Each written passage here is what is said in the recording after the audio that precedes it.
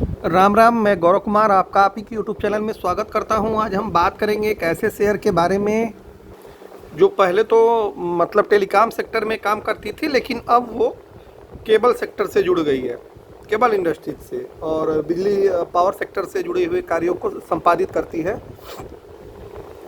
काफ़ी 3-4 लोगों के प्रश्न भी थे इस शेयर से रिलेटेड, और काफ़ी हैवी प्रश्न थे। और कुछ भाई लोग तो ऐसे हैं जो लोग इसमें पोजीशन भी बना लिए हैं और अच्छी खासी पोजीशन बना लिए हैं। तो देखिए, सब कुछ फ्री होना थोड़ा मुश्किल है। यदि आप किताब भी खरीदते हैं तो पैसा देना होता है, और कहीं भी जाते हैं स्कूल में तो टीचर को वेतन मिलता है। फ्री में वो टीचर नहीं पढ़ाता है। आप फीस दें या ना दें, आपके तरफ से गवर्नमेंट फीस प्रदान करती है, तभी उनका वेतन दिया जाता है। तो ठीक ऐसे ही प्रकार से ये मेरा ये जो सेशन है या ये मेरा वीडियो, वो केवल और केवल मेंबर्स के लिए रहेगा। इच्छा जिनकी होगी, जिनको ज्ञान प्राप्त करना रहेगा, वो सुनेंगे, नहीं सुनना रहेगा नहीं सुनेंगे। तो हम लोग आते हैं मुद्दे पे। तो शेयर जो है वो टेलीकॉम इंडस्ट्री से जुड़ा हुआ सेक्टर था पहले, लेकिन बाद में डीमर्जर हो गया। 2021 से एक कंपनी है। ये कंपनी का 10 साल का चार्ट है। देख रहे होंगे कि लगभग ये 400 के लेवल से गिरा। 2020 जब ये कोरोना वाला पीरियड था, यहाँ पे लो बनाया 50 रुपये का। देन वहाँ से एक अच्छी रैली देखने को मिली, 300 रुपये का स्तर ये क्रॉस मतलब टच किया, लेकिन फिर से वहाँ से एक गिरावट जारी, और ये डाउन ट्रेंड अभी इसका बदस्तूर जारी है। अभी इसमें कोई ट्रेंड रिवर्सल नहीं देखने को मिल रहा है, बट इसमें अभी भी लोग ट्रेड कर रहे हैं ज़बरदस्त तरीके से। तो हम लोग इसी को जानने का प्रयास करेंगे कि क्या इसमें किसी भी प्रकार की बाइंग करनी चाहिए, नहीं करनी चाहिए, अच्छा शेयर है, ख़राब से। चैनल को पूरा सपोर्ट करें और वीडियो पूरा देखें। आधा वीडियो देखेंगे आधा ज्ञान, पूरा वीडियो देखेंगे पूरा ज्ञान। अब इच्छा है आपकी। और सबसे बड़ी अहम चीज़ जो ये होती है किसी को, कि ट्रेडिंग और इन्वेस्टिंग में बहुत बड़ा अंतर होता है। दूसरा, स्विंग ट्रेडिंग और शॉर्ट टर्म ट्रेडिंग में भी अंतर होता है। तो जो लेबल बताए जाते हैं उन्हें कृपया करके नोट कर लिया करें, या अपने दिमाग में या किसी रफ डायरी कापी जहाँ भी आपको इच्छा हो जरूर नोट करें। वो आपके लिए काफ़ी अहम साबित होंगे। बिना लेबल के यदि आप बाई वाई करते हैं तो वो आपके लिए रिस्की सौदा हो सकता है, और फिर आप नुकसान में पड़ते जाएंगे, फंसते जाएंगे। तो हम लोग अब चलते हैं कंपनी के थोड़े डाटा को देखते हैं पहले, देन उसके बाद हम लोग चार्ट देखेंगे। फिर उसके बाद ये आखिरी चीज़ जानने का प्रयास करेंगे कि आखिर में इसमें करना क्या चाहिए, बाई करना है या दूर रहना है। हम लोग यही थोड़ा सा डिस्कस करेंगे। तो चलते हैं इसके डाटा पे। लगभग 6675 करोड़ की कंपनी, करेंट प्राइस 137, पी नील। गायब क्यों गायब है? या तो लोन होगा या तो इनके पास प्रॉफिट नहीं आ रहा होगा, इसीलिए पी का कोई वैल्यू नहीं दिखाई दे रहा है। आरओसी 5%, आरओई माइनस में है, मतलब return on equity minus, book value 50 की, और शेयर चल रहा है 130 पे। तो लॉसेबल शेयर यदि बुक वैल्यू से महंगे पे मिल रहा है तो ये आपके लिए खतरे की घंटी साबित हो सकती है। ऑपरेटिंग प्रॉफिट मार्जिन 10 का है लगभग। सेल्स ग्रोथ केवल 4% की है। रिटर्न जो 3 सालों में दिया केवल 19.5% का दिया है, वो भी निगेटिव में, मतलब जितने का आप शेयर लिए थे उससे वो 20% कम पे ट्रेड कर रहा है। इस समय का जो रिटर्न है 6.36% है, एक साल का माइनस में। प्रॉफिट आफ्टर टैक्स 57 करोड़ रुपए घाटे में है कंपनी। अर्निंग पर शेयर यहाँ पे देखिए -1.8 का, ये ओवरऑल है। अब हम लोग चलते हैं क्वार्टर ऑन क्वार्टर देखने, then year on year basis पे देखेंगे, फिर उसके बाद आखिरी में डिस्क्लेमर दिया जाएगा। ये है कंपनी का क्वार्टर ऑन क्वार्टर बिजनेस। देख रहे होंगे मार्च 2021 में इनका 1475 करोड़ का धंधा था, इस समय 1140 करोड़ का धंधा है, मतलब धंधा घट गया।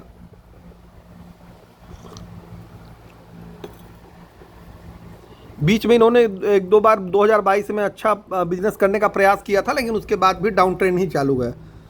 ऑपरेटिंग प्रॉफिट मार्जिन देखेंगे, ऑपरेटिंग प्रॉफिट पर देखेंगे तो 256 करोड़ से घट के 53 करोड़ हो गया है, और लगातार घटा है ये। ऑपरेटिंग प्रॉफिट मार्जिन 17% से घट करके 5% हो गए हैं। नेट प्रॉफिट, इधर तो लग रहा है कंपनी केवल घाटे में ही चली, पिछले 2 क्वार्टर से घाटा ही था और ये निरंतर प्रॉफिट में कमी दिखाई दी है। ध्यान से समझ लीजिएगा, ये एक प्रकार से मेरे हिसाब से कचड़ी कंपनी है, इससे दूर ही रहिए। अर्निंग पर शेयर जो 3 रुपए का था 2021 में, वो घट करके -2 रुपए हो गया है। मतलब पैसा उल्टा देना पड़ जा रहा है आपको। ईयर ऑन ईयर बेसिस पे देखते हैं हम लोग। मार्च 2023 में 6925 करोड़ का धंधा और मार्च 2024 में 5400 करोड़ का धंधा। ऑपरेटिंग प्रॉफिट 570 करोड़ के 895 करोड़ का पिछले साल था। ऑपरेटिंग प्रॉफिट मार्जिन परसेंटेज 13% से घट करके 3%, अरे 10%।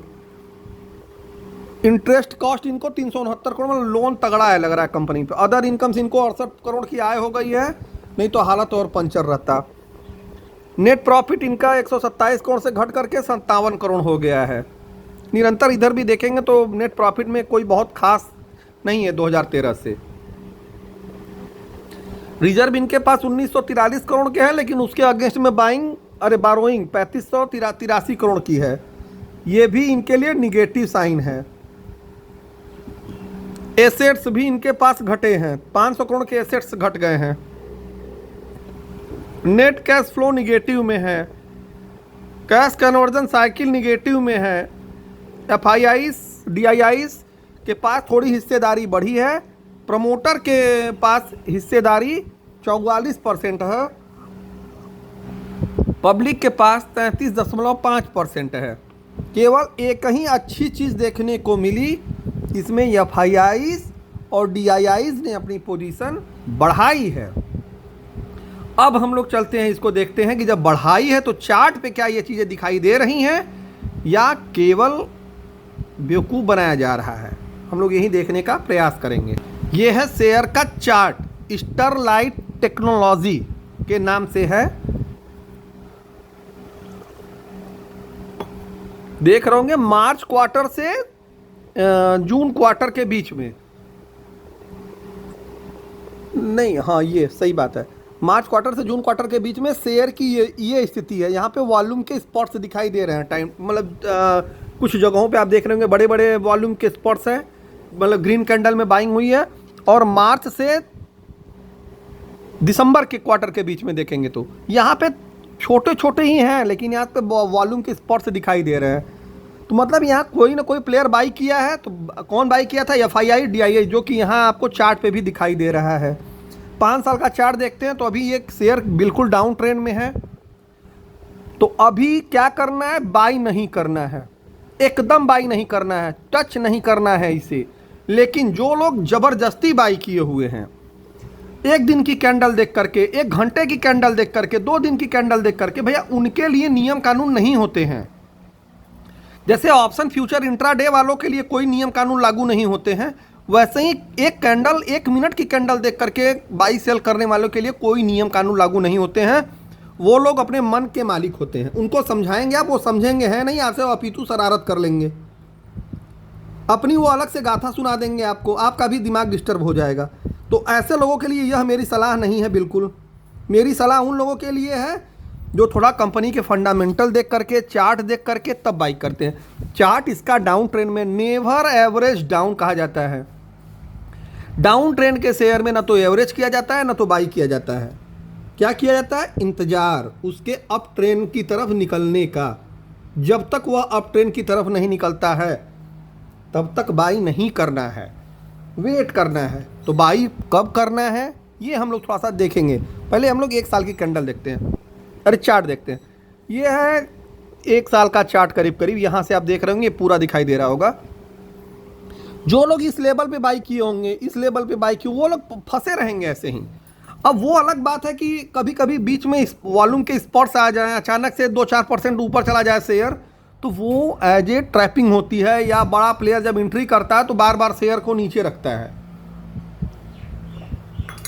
तो वो लोग 1 सप्ताह 10 दिन के ट्रेड करने वाले लोग तो इसको बाई नहीं करे तो ज़्यादा अच्छा है, अन्यथा उनका पैसा थोड़ा लॉस होगा और उनको बहुत तकलीफ़ों का सामना करना पड़ेगा।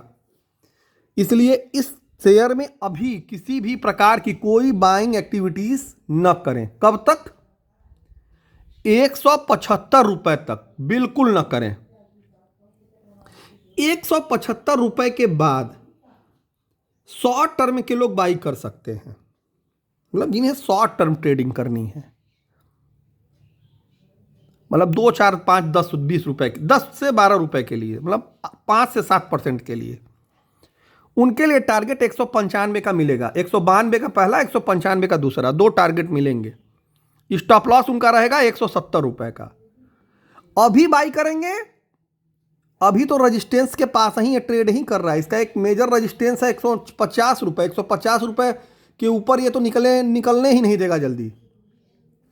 और इस एरिया में बाई करने का कोई मतलब नहीं है, केवल आपका पैसा लॉस होगा, आपको समय व्यतीत करना होगा केवल। यदि आप अपना पैसा बर्बाद करना चाहते हैं, समय व्यतीत करना चाहते हैं, तब तो बात ही अलग है। अन्यथा 175 के लेवल का वेट करिए शॉर्ट टर्म के लोग। और जो पोजिशनल बायर हैं, जो थोड़े शांति प्रिय तरीके से बाई करना चाहते हैं, रिस्क कम लेना चाहते हैं, रिवार्ड ज़्यादा लेना चाहते हैं, वो लोग 195 के बाद बाई करेंगे। उनको पहला टारगेट मिलेगा 240 रुपए का, दूसरा 300। उनके लिए स्टॉप लॉस 175। पोजिशनल बायर के लिए, शॉर्ट टर्म ट्रेडर के लिए 150 के बाद वो बाई कर सकते हैं। 174-75 के बाद, सॉरी, उनके लिए स्टॉप लॉस 170 का रहेगा। हाँ, वो 195 के बाद भी बने रह सकते हैं, उनके ऊपर डिपेंड है, लेकिन प्रॉफिट बुक करने के बाद। अभी इस लेवल पे किसी भी प्रकार की कोई बाइंग नहीं करेंगे। अभी फंडामेंटल बहुत चेंज नहीं हुआ है। अभी आप यदि बाई करते हैं तो आपके फंसने के चांसेस 90% है, निकलने के चांसेस 10% है। आपका पैसा इसमें डंप होगा, और आप यदि मार्जिन पे लेकर के कार्य कर रहे हैं तो ये आपके लिए लॉसेबल धंधा हो जाएगा। आपको इसमें समय देना होगा। यदि आप इस लेवल पे बाई कर लिए हैं इस जोन में, तो समय देना होगा कम से कम 6 महीने से साल भर का। तो यदि आपके पास 6 महीने साल भर का समय है, रिस्क ज़्यादा लेने की क्षमता है, तब आप इस लेवल पे बाई करिए। रिटर्न आपको जल्दी नहीं मिलेगा, ये तो तय है एकदम। रिटर्न आपको तभी मिलेगा जब 175 के ऊपर निकलेगा। अभी एक डाउन ट्रेंड में है, अभी ये तो कंसोलिडेशन फेज में भी नहीं गया है। ये डाउन ट्रेंड से कंसोलिडेशन फेज में जाएगा, देन अप ट्रेंड में जाएगा। और इस लेवल, ये बहुत डेंजर लेवल है। यहाँ पे यदि आप बाई कर रहे हैं तो आप अपने लिए रिस्क पैदा कर रहे हैं। नीचे जाने की संभावनाएं ज़्यादा हैं, ऊपर जाने की संभावनाएं कम है, समय ज़्यादा लगेगा। और कहीं कुछ बैड न्यूज आ गई मार्केट के लिए ही, भले से शेयर के लिए आए चाहे न, फिर से ये नीचे चला जाएगा। अब आगे आपकी इच्छा, जो इच्छा हो आप लोग करिए। मैंने आप लोगों के कहने पे इस कंपनी का वीडियो बना दिया। कोई इस चीज़ ना समझ में आए उससे आप पूछिए। 1 सप्ताह, 8 दिन, 10 दिन के लिए कोई बाई नहीं है इसमें, किसी भी प्रकार की कोई बाई नहीं है। आप बाई करेंगे, रिस्क में रहेंगे, आपको लॉस होगा, सीधी बात। जिसको समझ में आ गया उसके लिए भी अच्छा है, नहीं आया फिर से पूछिएगा। देखिए, शेयर बाई करना महत्वपूर्ण नहीं है, शेयर को कब बाई नहीं करना है वो भी महत्वपूर्ण है। पैसा आपका बचता है तो अच्छे शेयर में लगा सकते हैं आप। धन्यवाद। राम राम।